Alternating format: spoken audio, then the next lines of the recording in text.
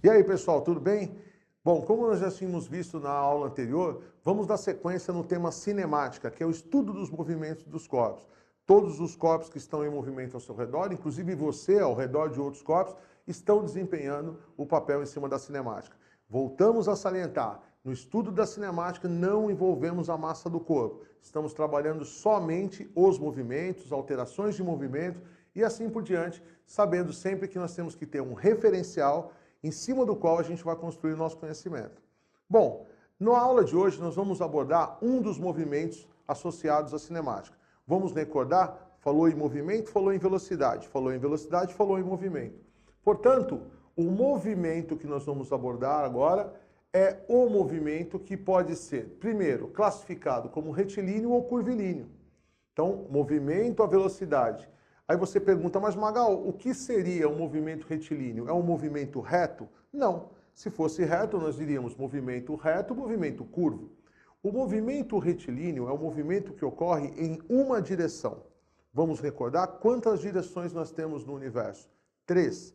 Um corpo pode estar na direção horizontal, um corpo pode estar na direção inclinada ou um corpo pode estar na direção vertical. Então, só existem essas 3 direções no universo. Ah, mas Magal, como é que chama ir para frente, ir para trás, ir para um lado e para o outro? Isso é sentido. Não confunda direção com sentido. Você aí que vai fazer jornalismo, cuidado quando você for passar uma matéria. Você não pode falar, olha, o trânsito está ruim em direção ao centro. Jamais. O trânsito está ruim sentido centro. O trânsito está ruim sentido bairro. Então vamos voltar. Direção horizontal, inclinada ou vertical. Todo movimento que a gente fizer em uma única direção é um movimento retilíneo. Porém, se você mudar de direção, você teve que fazer um movimento curvilíneo. Saiu correndo atrás do seu irmão pulou a janela, caiu 12 andares, ele, antes de morrer, fez um movimento curvilíneo. Pelo menos você teve só um movimento retilíneo de correr atrás dele no seu apartamento. Ele já não. Ele já estava no movimento horizontal e passou para o movimento vertical. Então, ele teve um movimento curvilíneo. Então, nós vamos optar. O movimento é retilíneo ou curvilíneo, Magal? Vamos ler no exercício, se é retilíneo ou curvilíneo.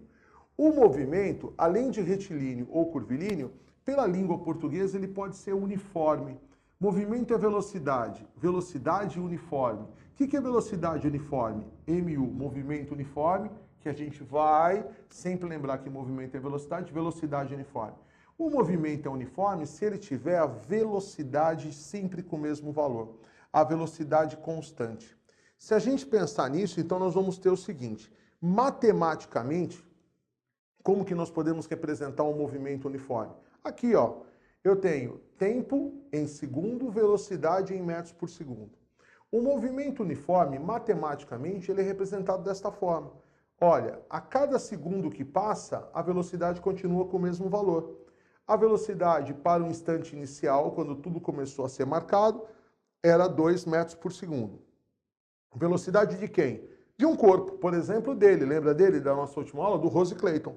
Então, para t igual a 0, a velocidade é 2. Para t igual a 1, a velocidade continua sendo 2. Para t igual a 2, velocidade 2. Para t igual a 3, velocidade 2. Para t igual a 200, velocidade 2. Velocidade sempre com o mesmo valor, sempre constante. E se nós tivermos um corpo sempre com velocidade constante, ou seja, em movimento uniforme, nós vamos ter fisicamente esta representação. Olha a diferença. Isso é uma representação matemática da física, isso aqui é uma representação física. Ou seja, o que aconteceu para um movimento uniforme? A cada instante que passou, ele teve o mesmo deslocamento. Lembra da última aula? Deslocamento, mudança de posição. Olha aqui, ó. Isso aqui, ó, é o deslocamento.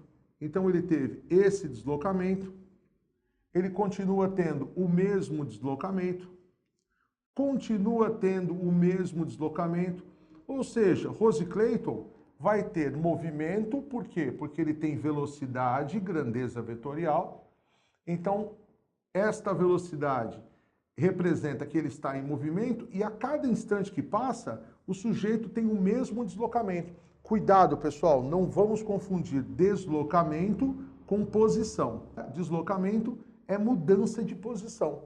Então, toda vez que nós mudamos de posição, deslocamento. Magal, eu posso pensar então que deslocamento é o quanto ele andou? Não. O quanto ele andou chama-se distância percorrida. Melhor para você guardar. Deslocamento é o quanto você está longe de um ponto de partida. Pensa num ponto de partida, marca aí, tua cama é o ponto de partida. O quanto você estiver longe, a distância que você estiver longe desta cama é o seu deslocamento.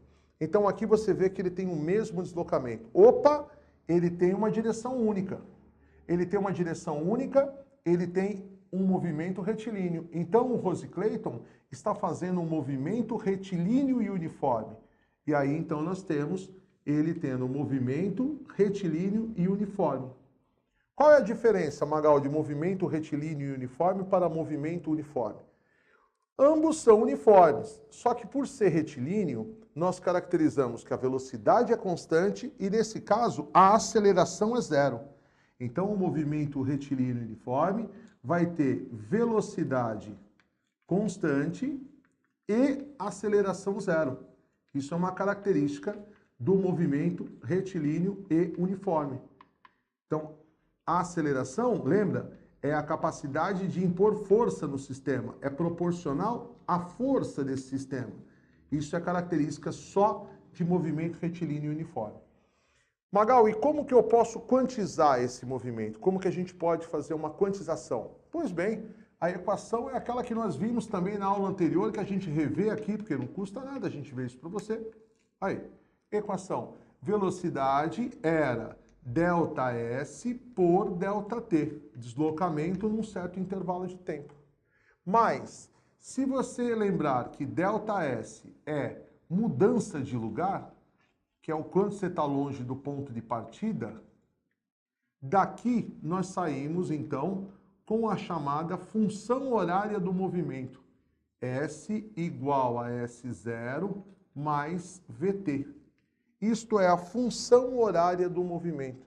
Aí você fala assim, nossa, mas que nome horrível, o que é uma função horária do movimento?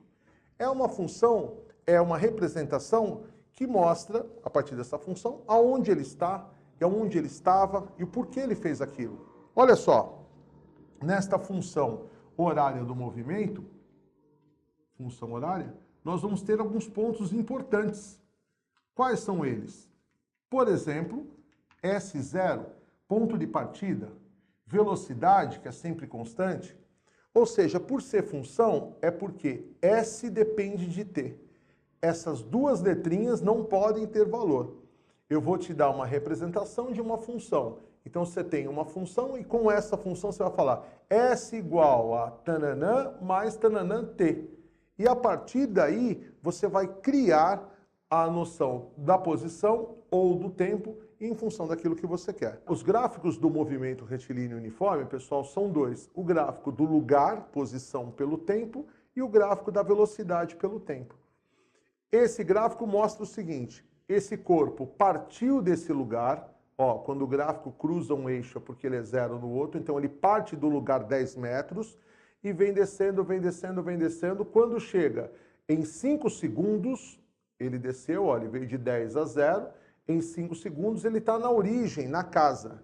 E depois ele vai para o lado oposto do nosso referencial. Então tudo isso aqui é lugar, são os lugares que ele vai ter em função do tempo que se passa.